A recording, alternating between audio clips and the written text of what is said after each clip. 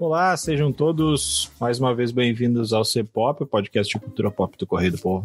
Eu sou o Carlos Correia e aqui comigo Márcio Gomes. E aí, Márcio? Olá, Carlos, tudo bem? Tudo. E recebendo aqui mais uma vez, honrosamente, Lou Cardoso. E aí, Lou, como é que está essa vida pandêmica? Todo dia eu acordo brasileiro, então é isso. Não acho que seja necessariamente bom, então, né? Vamos lá.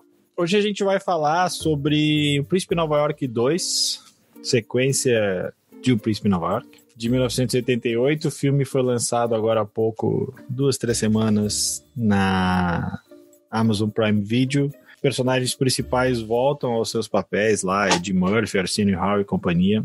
E a gente vai falar um pouco aqui sobre se funciona, se precisava, se é engraçado e algumas outras cositas más. Então, bora subir a trilha e começar a falar logo do filme.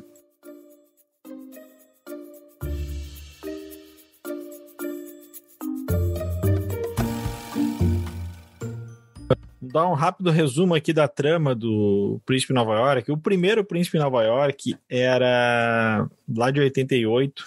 Era um filme dirigido pelo John Landis, né? Que era um diretor bastante conhecido ali dos anos 80, fez Irmãos Cara de Pau, fez vários daqueles Twilight Zone da época. Tem mais coisa até.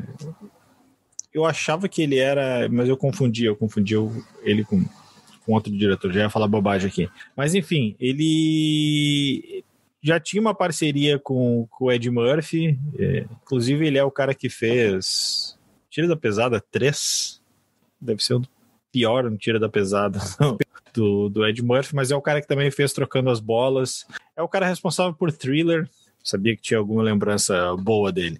E aí agora esse novo filme, ele é dirigido pelo Craig Brewer, que não é tão conhecido assim.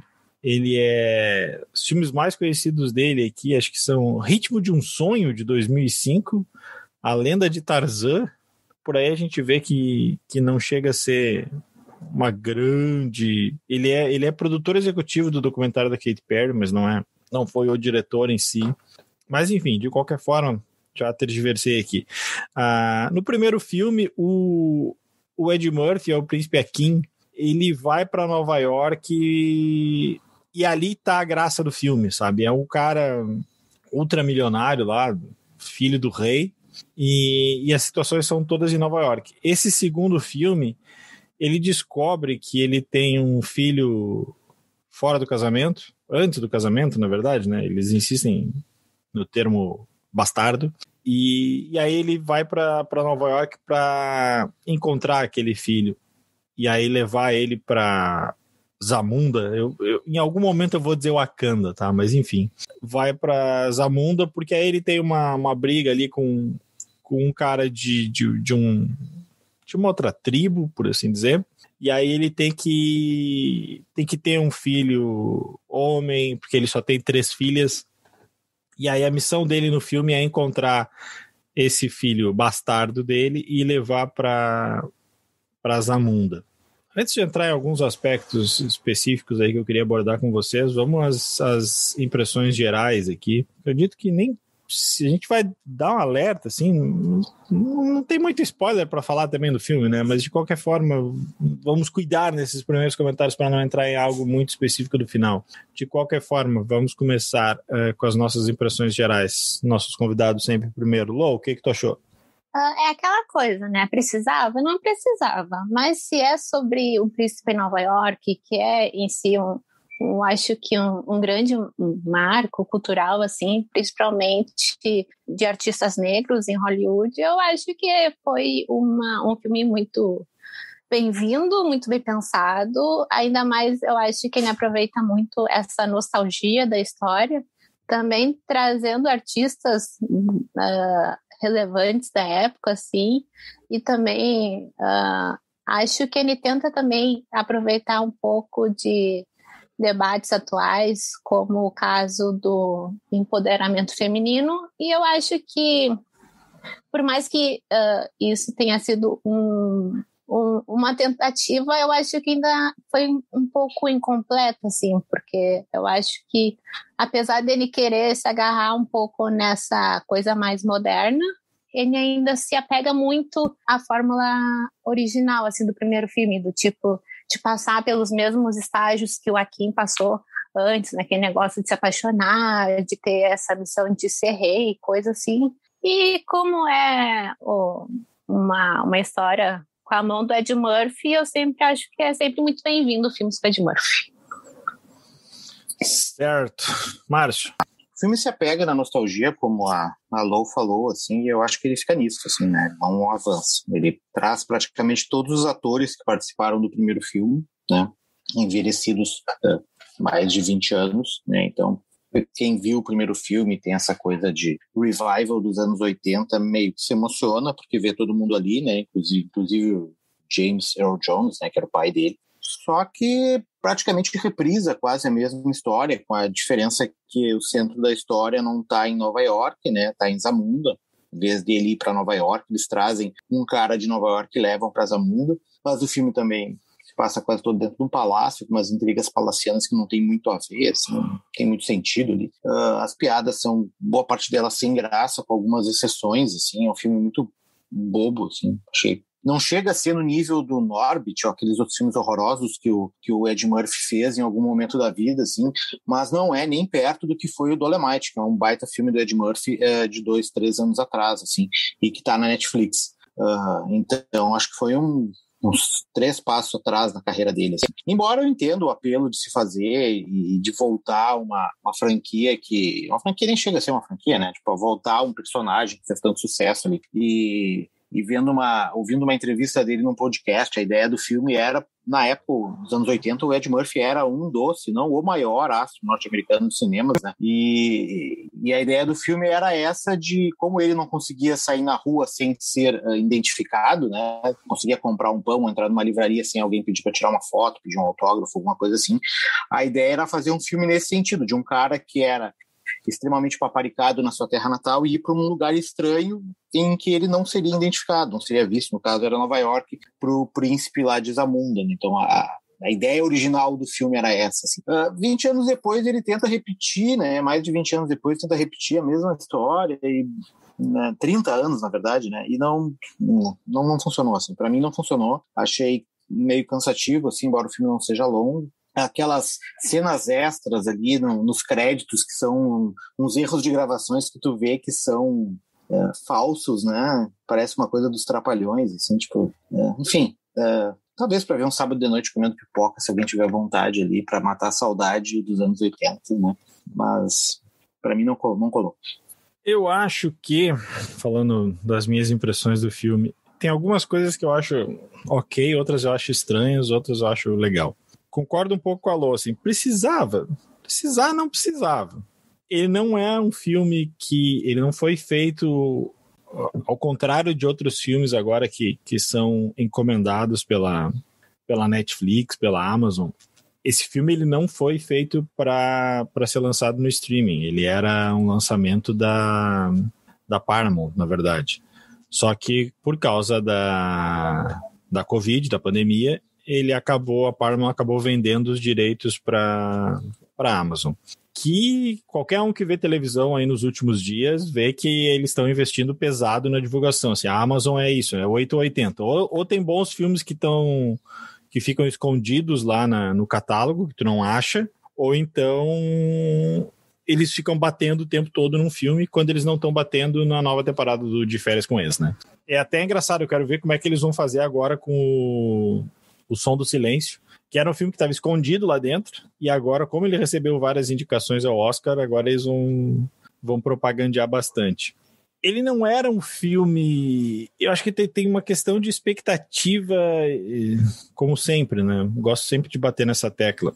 Se a gente esperar que ele fosse causar o mesmo sucesso ou as mesmas repercussões que esse filme foi causando ali nos anos 80, a gente tem que ter situado também o seguinte,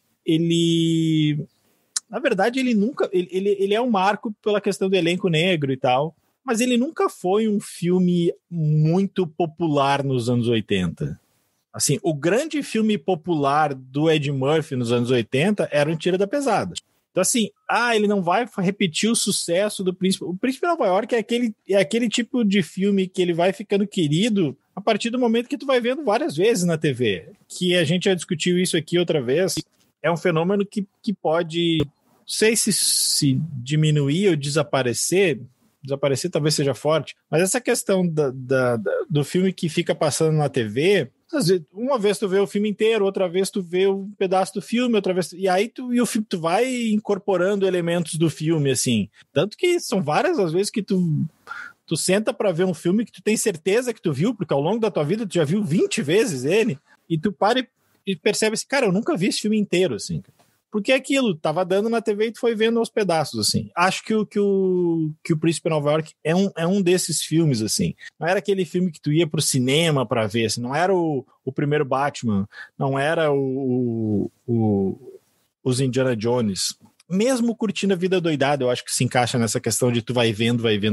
Então, assim, acho que é injusto se cobrar dele o mesmo sucesso lá do filme de 88. Outras coisas, ele não vai ser, a começar pelo diretor. O John Landis é mais diretor que o rapaz agora é escalado para a sequência. Então, assim, ele não é um reboot, ele fica naquelas um pouco do...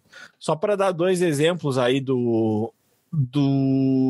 eu sempre confundo, sempre falo Ameaça Fantasma, Despertar da Força, né, que é o primeiro dos novos Star Wars, ou Jurassic Park, que é um reboot sequência, assim, é uma sequência, mas tá na cara que é um reboot. Esse não é tão reboot, assim, ele é uma sequência, só que o grande porém pra mim é que, assim, a graça do primeiro tava toda nas situações dele em Nova York, sabe, a graça tava na estranheza daquele príncipe milionário africano em Nova York, das situações... Acho que é muito aquele choque de culturas, né? Porque Isso. é uma pessoa não ocidental no lugar onde, ainda mais a questão de ser um príncipe negro num país onde é totalmente racista, então ele sempre fica naquela comparação de que, vocês são assim, como é que aceitam isso? E também Exato. tem aquelas piadas, assim. Era ele na capital do mundo, assim. Uhum. Esse agora tira isso, sabe? A parte de Nova York ali não deve ter 10 minutos. Então, isso pra mim... Eu acho que o filme também se aproveita muito um pouquinho do sucesso que teve o Pantera Negra, dessa coisa de se ambientar muito num lugar fictício. Então, eu acho que eles quiseram pode ser. aproveitar muito mais a mundo agora do que não foi aproveitado assim no primeiro filme. Mas é o que era... E por outro lado, tu não aproveita caras como o Tracy Morgan, por exemplo, que para mim é um ator bastante engraçado, assim. Mas é um cara que fica completamente à parte no filme, assim. Tem meia dúzia de falas e fica completamente esquecido, assim. Então, tipo, poderia ser um ponto forte embora seja um personagem novo, claro, né? Mas que tu praticamente joga de lado ali. Era a graça pra mim no primeiro filme, assim. Lá pelas tantas, na metade do filme que eu fui me dar conta, assim, caralho, esse filme Príncipe Nova York 2 não tem nada de Nova York, sabe? Por outro lado, assim... Acho que ele é indolor, assim. Eu não acho que ele é de tu se já rindo, assim. Mas ele também não faz mal, assim. É difícil rir nele. Mas vamos combinar, né? Nós estamos em 2021, é difícil a gente rir, sabe? E a gente está numa situação complicada. É difícil tirar a gente desse momento. Então, assim, acho que no saldo para ele, para mim o saldo dele é positivo, assim, é um nota 7, assim, um nota 6,5, nota 7, assim. Acho que o novo príncipe ali, vou catar aqui o nome do ator, que obviamente eu não sei decor, Jermaine Fowler, é um cara que tem carisma, sabe, o ator tem carisma, segura bem.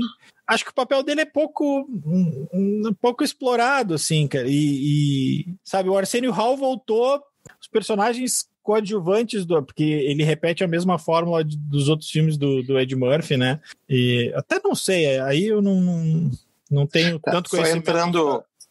Deixa eu só completar do que o Ed Murphy tem essa coisa de fazer vários papéis, né? Eu não sei se o Príncipe de Nova York foi um dos primeiros, se não me engano, foi um dos primeiros filmes em que ele faz vários papéis, assim. Sim. Era ele e o Arsenio Hall fazendo... Ele e o Arsenio Hall tem 10 personagens, se não mais. Então, tem assim, um outro ator que é amigo dele que faz também. Isso. Acho, por exemplo, as piadas que eles fazem na barbearia, no novo, bem politicamente incorretas, algumas até sem graça, se tu for ver, bem forçadas, mas eu acho legal ele continuar com a levada de 88.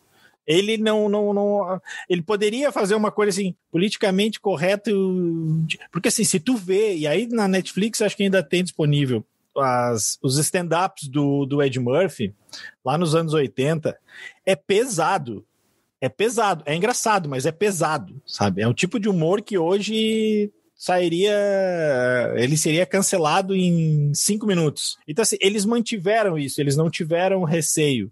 Mas eu acho que o grande problema do filme é ele não precisava ser. Mas já que ele tá ali, ok. Eu acho divertido, assim, cara.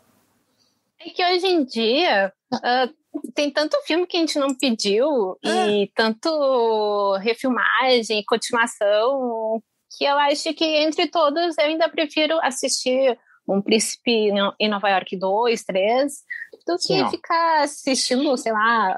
assim, eu não assim. Só indo na contramão de vocês, assim, eu não vou ficar procurando justificativas num filme que não me desceu.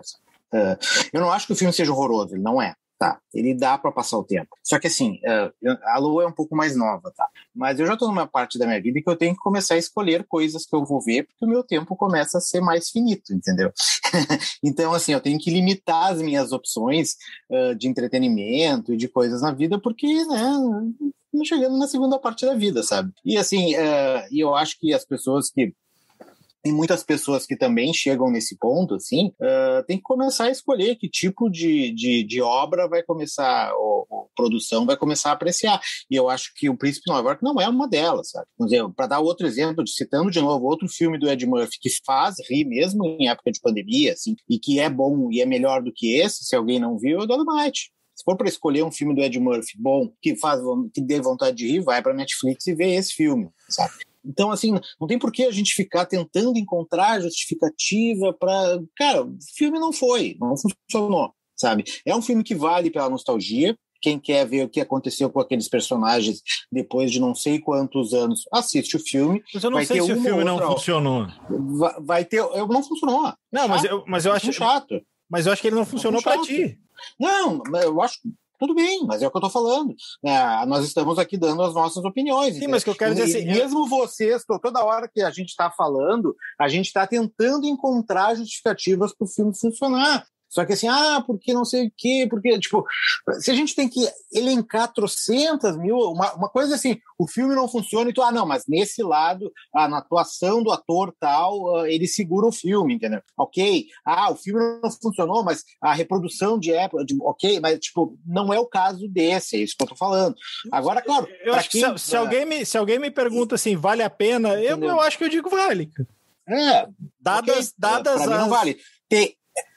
Dada a quantidade de streaming, de filme, de produção que é lançada todos os dias, ver o Príncipe Nova York 2, eu nunca daria de dica, por exemplo. Mas, enfim, claro, cada um... tem gente que gosta desse tipo de comédia, ok? Eu acho que ele tem muito público. Entendeu? Mas não é... Tem milhares de comédias em outros streams melhores do que essa. Eu acho que ele tem muito público, assim. Eu acho que ele... Não por acaso a Amazon tá fazendo uma campanha... Porta dos Fundos, semana passada, tava no... Eu não sou fã, tá? Mas o filme do Assum é melhor. Talvez... Eu acho que tá na mesma... Eu acho que tá na mesma régua, assim, cara. Tipo assim,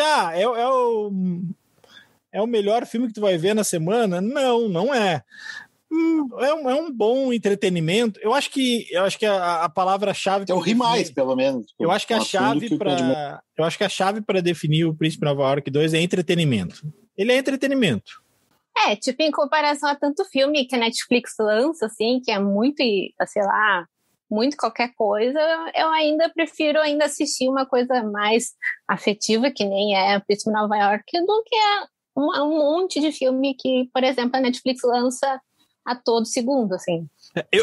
Se me tivesse a opção, vamos fazer uma sequência de um filme do Ed Murphy, boa, cara, faz um Tira da Pesada. Ok, pra mim o filme legal do Ed Murphy nos anos 80 e tinha boatos, né?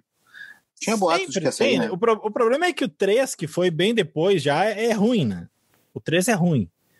Então, porque assim, o Tiro em Nova York 2 estoura 84, e aí o que faz muito sucesso é o de 87. Tanto que o Príncipe em Nova York 2 é de 88, ele vem nessa esteira do sucesso do Tira da Pesada. Entre um e outro, ele já vinha de... Vamos dar uma recapitulada rápida aqui na carreira do Ed Murphy, tá?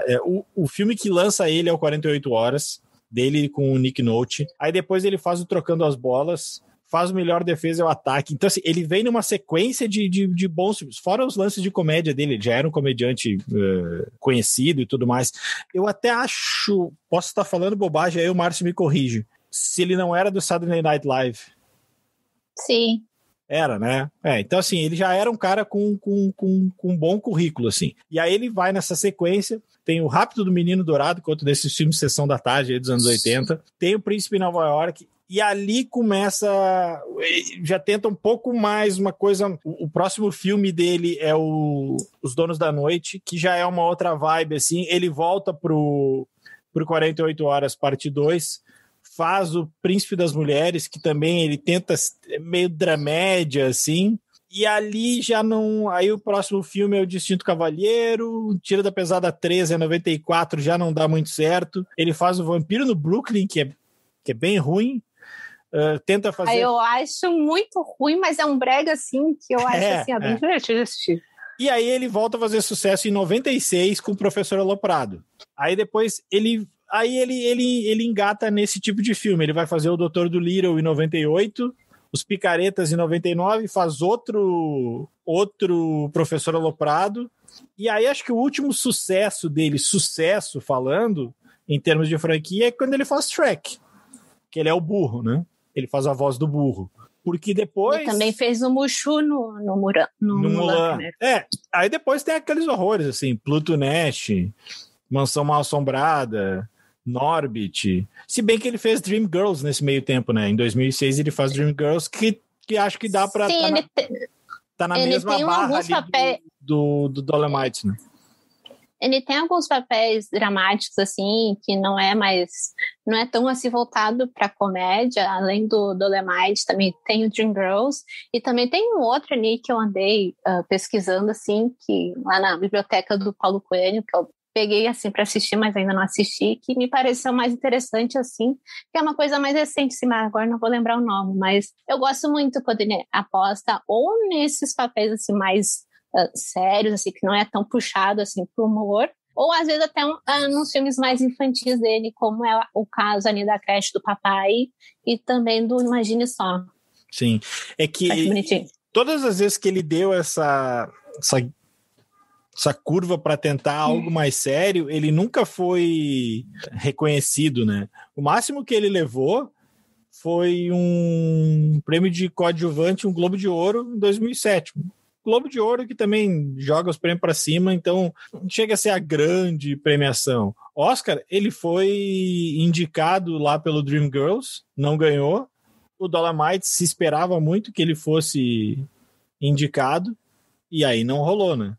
Nem indicação. No ano que ele perdeu pelo Dreamgirls, ele perdeu pro Alan Arkin no Pequena Miss Sunshine. Então, perdeu bem perdido, né? Não dá para dizer que foi uma injustiça. Ele também dá azar nos anos de indicação. Mas, enfim, assim, o Ed Murphy tem uma carreira consolidada. É um cara que chama público. Não acho que a Amazon está investindo graúdo tanto sem ao acaso, assim. Agora, sim, é um filme ingênuo. Eu acho ele ingênuo, assim, por mais que tenha algumas piadas um pouco mais pesadas. Mas quando eu falo ingênuo aqui, não é no sentido pejorativo, um filme bobinho, assim. Eu acho que ele tem concessões nessa área do politicamente incorreto, tá? Não sei se vocês lembram, ele cita até, mas ele não mostra. No primeiro filme, aquela parte do banho ali, em que eles são banhados pelas, sei lá, funcionárias lá do reino, no filme mostra as mulheres entrando na piscina e se abaixando na água, né? No primeiro filme. Nesse segundo filme não mostra. Eles só dizem, você vai ser... Mas tem a... Mostra o cara saindo com um sorriso, entendeu? Mas não mostra as mulheres entrando na piscina e tal. Então, faz algumas concessões, assim. Mas ao mesmo tempo tem o banho da Leslie Jones, né? Que ela tá tomando banho ali, ela fala com o filho, que é o novo príncipe, e aí o cara se levanta. Assim, se era uma sugestão de sexo oral no primeiro no cara, a segunda é nela. Talvez essa inversão de a questão do empoderamento. Exatamente. Exatamente. Da questão feminina. Mas, enfim, são ilações, assim, que a gente pode fazer de mudanças do primeiro para o segundo filme, assim. Mas eles mesmos tiram... O resto ele mais repete a mesma forma. Em algum momento... praticamente o mesmo filme. Em algum momento ele tira sarro e fala até fala mal de sequências, né? Não, sequência não dá certo. Sim, fala. Fala. Será que é necessária a sequência? Tal? Eles brincam com eles mesmos. Isso. Até isso tem. Ele faz todo o checklist ali. Eu tô procurando aqui só para não... que eu quero dar o nome certinho. Ontem, quando saíram as indicações do Oscar, que, né, parabéns ao Oscar, conseguiu ignorar Destacamento Blood, eu até pensei que pudesse entrar na questão dos figurinos, mas eu acho que não daria nem por causa do prazo, né? Esse filme foi lançado há 2 semanas atrás. De qualquer forma, só para elogiar o trabalho da Ruth Carter, né? Ela que faz os figurinos desse filme, que se eu fosse dizer qual é a melhor coisa do filme, claro que ninguém vai ver um filme por causa de figurino, né? Mas os figurinos... assiste sim. Os figurinos desse filme são demais, assim. E ela... Podia ter feito um clipe do Príncipe em Nova York, que nos ocuparia, sei lá, 1 hora e 25 minutos. Ela é a mesma figurinista do Meu Nome é Dolomite, ela é a mesma figurinista do Pantera Negra, e ela é parceira de longa data do Spike Lee, desde do Faça a Coisa Certa, que eu revi esses dias e, cara, puta, que filme, velho, que filme. Então, assim, tinha uma matéria na Entertainment Weekly desse mês, justamente com ela falando dos figurinos do filme, assim, e tem uma vibe Wakanda, só que o Wakanda é um lance mais afrofuturista, assim, tem o lance das roupas terem uma função prática, enquanto no Príncipe Nova York é uma questão mais estética mesmo, né? Mas acho que é isso, né? Não sei se vocês têm mais alguma consideração sobre Zamunda, sobre Ed Murphy. Não, é só destacar,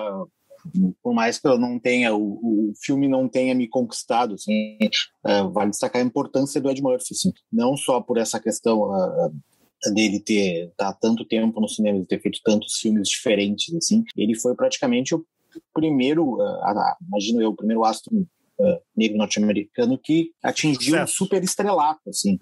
Tinha o Sidney Poitier antes, mas não era sucesso, assim, que nem ele. Não dessa magnitude, assim. Ele foi um cara que realmente foi um superstar, assim, em termos de filme nos anos 80, assim. Acho que era, não sei se podia dizer do nível de um, sei lá, claro, dando as devidas proporções, não é do mesmo nível de atuação. Estou falando de proporção de fama, assim, né, Stallone, esses caras, assim, porque ele era um cara que fazia filmes e que era nesse nível, assim. E só dando uma curiosidade, que é quando ele fez o 48 Horas, ele era escalado para ser o parceiro, né, que eles chamam o sidekick do Nick Nolte, né? Ele era para ser o Robin do Nick Nolte. E daí, durante as filmagens, inverteu. Assim. Ele acabou sendo o detetive principal, o que era uma novidade, o detetive principal ser o personagem negro da história, assim.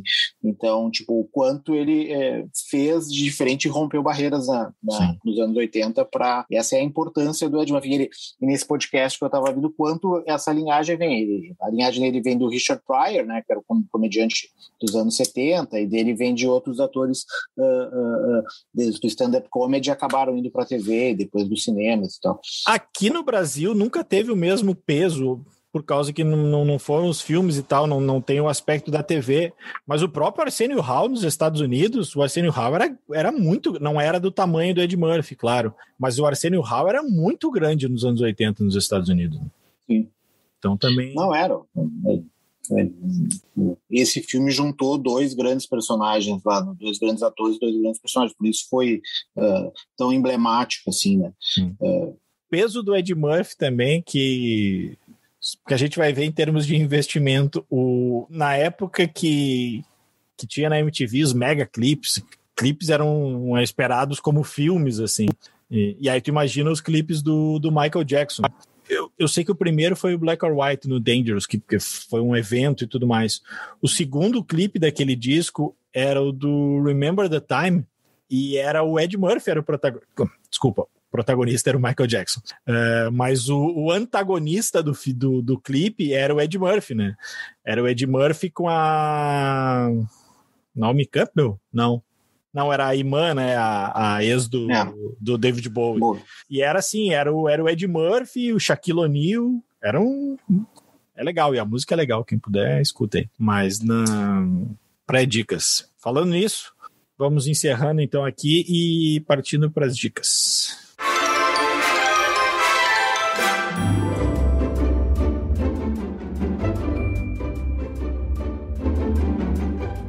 Lou, quer fazer as vezes aí? E começar? Sim. Eu recentemente comecei a assistir mais séries ali que estão disponíveis na Star Play, que inclusive não estou sendo paga, mas ele está com uma promoção bem legal pelos próximos 6 meses, então eu resolvi aproveitar. E começando pela primeira dica, que é uma série que eu comecei, já terminei, e infelizmente ela só tem uma única temporada e não foi renovada. Terminou e a série também terminou? Sim, que é Alta Fidelidade, que é estrelada pela Zoe Kravitz, que é baseada na história lá do filme com o mesmo nome lá, que é sobre... tem um filme também. Sim, que é baseado no livro do Nick Horby, né? Então... E fala sobre isso, assim, de uma mulher que é dona de uma loja de vinis, que tá ali sofrendo conflito de relacionamento e fica falando sobre isso, mas também tem os amigos dela ali que também estão nessa jornada de relacionamento, se descobrir na vida, e eu achei uma série, assim, bem legal de se acompanhar, uma coisa um pouco mais diferente do que tá sendo lançado ultimamente, e é uma pena que ela tenha sido cancelada, mas ainda dá para aproveitar o que tem. E a outra série que eu tô assistindo, que é uma minissérie, que é a The Act, que também tá no mesmo catálogo, que é baseado também numa história real lá da mãe e filha, que a mãe que fingia que a filha era doente e vendia ela assim para ganhar atenção. E é uma série, assim, sensacional, porque eu acho ela muito perturbadora e eu acho ela muito boa de atuação. E é uma dica, assim, que são meio que dois extremos, assim, uma coisa leve, uma coisa mais pesada, mas que vale pela qualidade em si da história. Mais pesado que isso, só o noticiário. Márcio. Eu vou numa meia dica e numa dica. A meia dica é para quem já começou a ver American Gods e pensou em não ver a terceira temporada depois da segunda.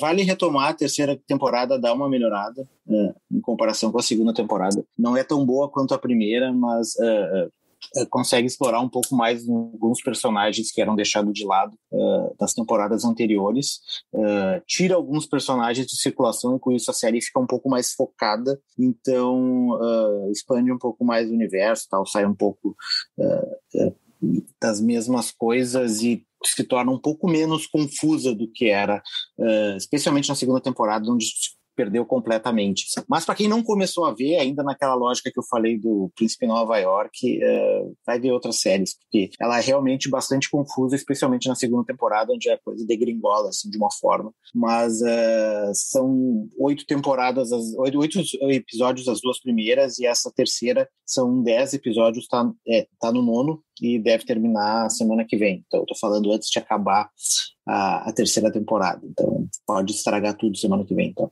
a outra dica, daí é uma dica mais segura. Saiu, a Gillian Anderson saiu do seriado? Saiu, ela fazia mídia, né? Daí na segunda temporada eles trocaram ela por uma outra atriz que fazia mídia, e na terceira temporada a mídia meio que se difundiu entre redes sociais e tal, então não tem uma personagem que unifica a deusa da mídia, assim. então ela não participa. Está em discussão se vai ter uma quarta temporada ou não ainda. Mas a última dica é um livro daí, é Utopia Avenue, do David Mitchell. O David Mitchell é o cara que escreveu Atlas de Nuvens, não sei se alguém conhece, que é um livro mais famoso dele de 2002. Esse Utopia Avenue é um livro sobre a formação de uma banda fictícia, que se forma no final dos anos 60, uma banda de rock ali, e ele conta a história da banda desde a formação até a gravação do primeiro disco, os perrengues que a banda enfrenta para conseguir gravadora, para conseguir tocar, ser roubada na Itália por um produtor que denuncia ele, enfim, todos os perrengues que as bandas passam. E o legal é que, embora a banda seja fictícia, ela se encontra com personagens daquela época, assim, no universo londrino ali. Então tem conversas com Brian Jones, com John Lennon, com David Bowie ainda no início de carreira e tal. Então é um livro bem legal, bem divertido, bem fácil de ler, assim, e que, embora seja um livro grande, são quase, acho que 800 páginas, não, são 500 páginas, ele passa bem rapidinho, assim. Aí fica uma dica literária. Certo. Vou dar uma dica que é tanto cinematográfica quanto musical. Esses dias eu tava meio que queria ver algum negócio antes de dormir, mas estava numa vibe de vou ver alguma coisa que se eu dormir lá pelas tantas e não perder, tanto faz. E aí eu comecei a ver e fiquei bastante surpreso, e não só não dormi nem um segundo, como adorei o filme. É o documentário da Billie Eilish, que tá esse é o problema, ele tá só na Apple TV Plus lá. Billie Eilish, World's a Little Blurry, coisa assim. É o documentário da Billie Eilish. É muito bom, mas muito bom, assim, no nível da Amy, assim, da Amy Winehouse. Melhor que só para comparar com alguns de uma safra mais recente, assim, de documentários musicais. Melhor que o do Oasis, melhor que o da Taylor Swift, desses que estavam pelo menos em streaming, né? O que eu acho tão legal, assim, no começo me estranhou até um pouco, ele não situa ninguém. Tu sabe que a Billie Eilish é a Billie Eilish, e tu vai sacando quem é a mãe dela, quem é o irmão dela, que é o Finneas também, que vem a ser o produtor também do disco que estourou ela pro mundo. Na verdade, ela tem um disco só, né?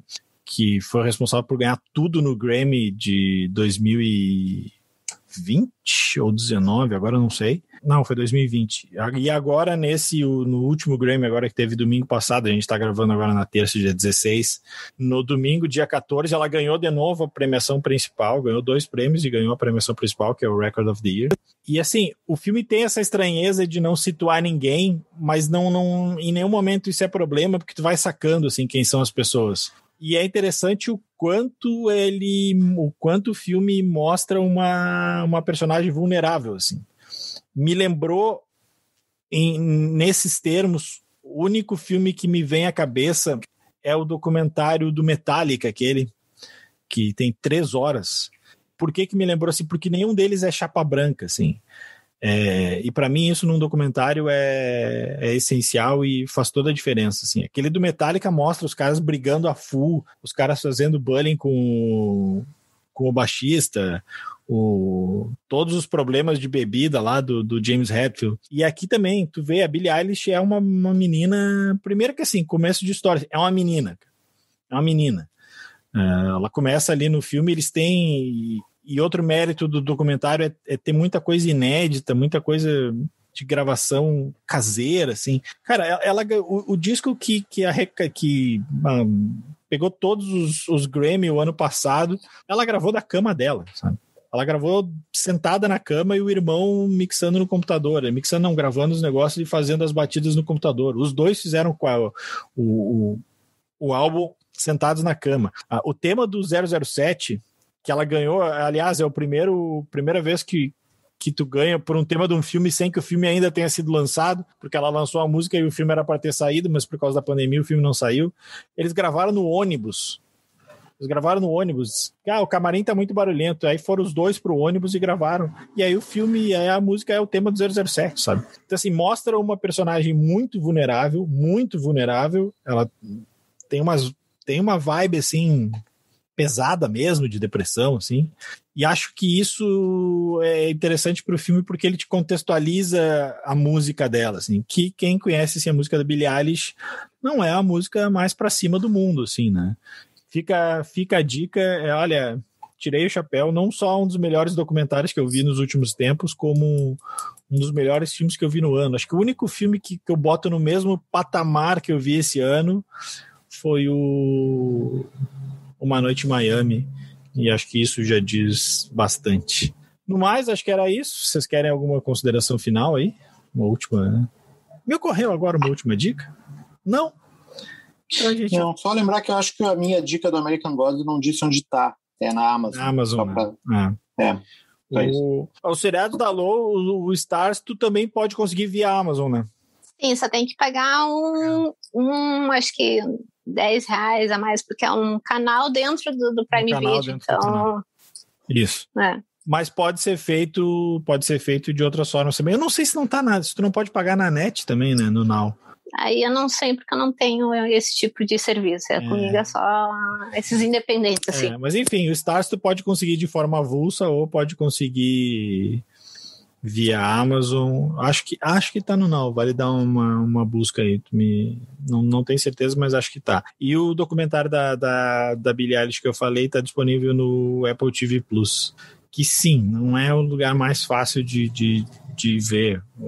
Ver na tela do iPad é um saco e quase tudo tu consegue espelhar para a TV, mas a Apple não deixa. Então, a menos que tu tenha a Apple TV, que é um aparelhinho caro pra caramba, mas quem é nerdzinho e tem videogame, tem os aplicativos no videogame, então dá para ver os filmes na TV grande via o app da Apple. Então tá, demos o serviço completo das dicas. Acho que era isso, né? Então tá, a gente vai ficando por aqui, agradecendo a Lou, agradecendo também a edição do Pedro Bastos. Então, até semana que vem. Um abraço e tchau.